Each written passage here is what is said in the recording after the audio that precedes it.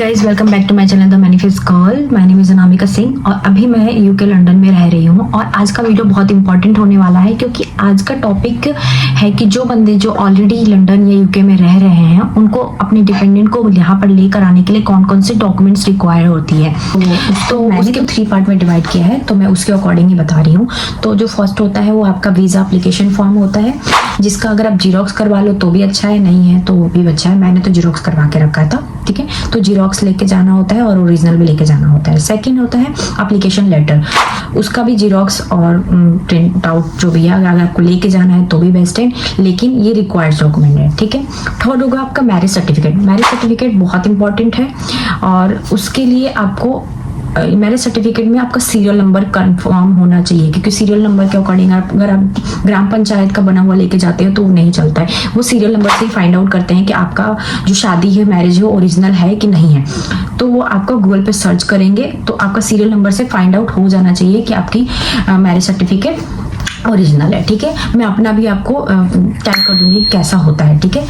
और फोर्थ आपका marriage photo. Marriage photograph होने चाहिए आपके। मैरिज अगर आपकी रिसेंट में हुई है तो आपके कोई प्रॉब्लम नहीं होगा, लेकिन फोटोग्राफ वो मांगते हैं कि वैलिड है आपकी शादी या नहीं है। तो 5 to 6 मैरिज फोटोग्राफ होना चाहिए, ओरिजिनल होना चाहिए, print out, colour print out में।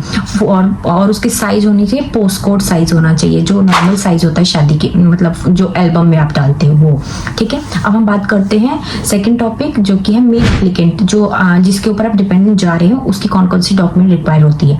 तो फर्स्ट होता है आपका मेन एप्लीकेंट का पासपोर्ट, जो उसका जीरोक्स लगता है front end back size both.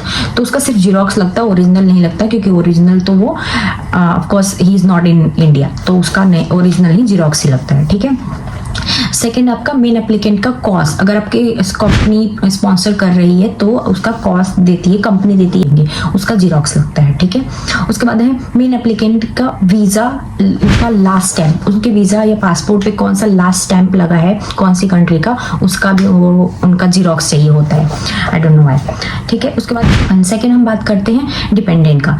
तो डिपेंडेंट का पासपोर्ट लगता है, उसका ओरिजिनल एंड जीरोक्स दोनों लगता है, बैक एंड फ्रंट का, ठीक है।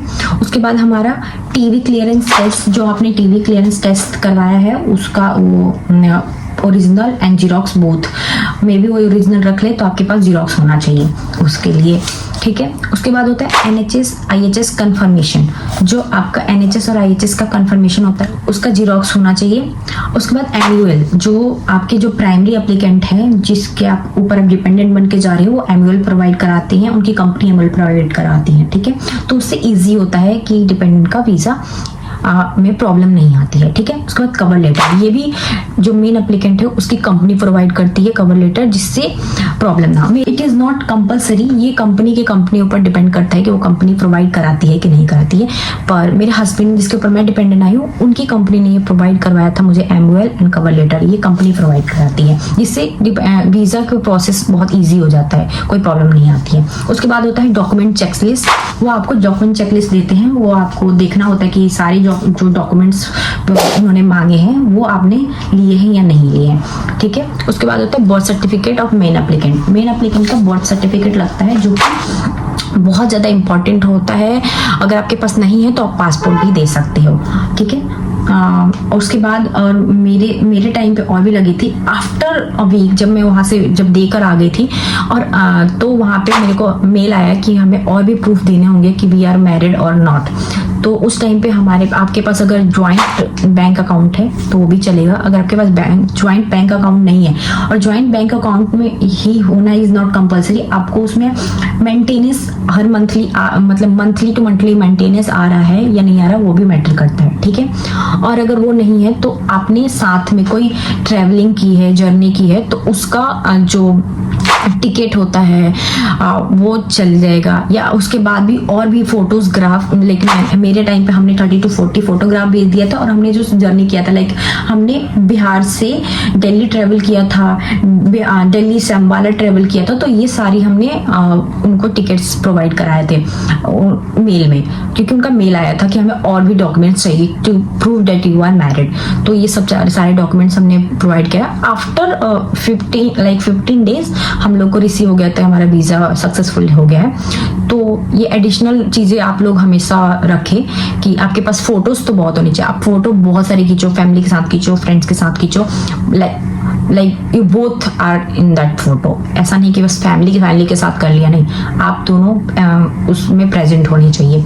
तो ऐसे फोटोग्राफ उनको चाहिए होता है। और भी जैसे प्रूफ होने चाहिए, अगर आप लाइक हम लोग के पास बैंक नहीं था, लाइक बैंक स्टेटमेंट नहीं थी, तो हम दोनों ने साथ में एक प्रॉपर्टी बाय किया था, तो हमने प्रॉपर्टीज के पेपर भी दिए थे, क्योंकि कुछ नहीं, हमें हमारे पास कुछ ऐसा प्रूफ नहीं था, क्योंकि after marriage in a month he is travel in England, so हमारे पास ऐसा कोई प्रूफ नहीं था, तो हमने वही साथ में बाय किया था, तो हमने वो कर दिया। So that's it. अगर कॉस्ट देखा जाए तो हमारा कॉस्ट लगा था, हमारा टीवी टेस्ट क्लियरेंस में हमारा टेस्ट 3000 और 2000 समथिंग लगा था। और उसके बाद मैंने BFS ऑफिस में मैंने VIP लॉन्च लिया था, जिसका कॉस्ट 3050 रुपीज़ लगा था, जो कि मतलब आपका लेना चाहते हो या तो भी अच्छा है, नहीं लेना चाहते हो तो भी अच्छा है। ये है कि आपका टाइम बच जाता है, ठीक है। और उसके अलावा अगर मेरे को कुछ छूट रहा है तो प्लीज कमेंट करें। Like this video, please do like, subscribe and share with your friends who wants to try to bring their partner to England. Thank you so much for watching.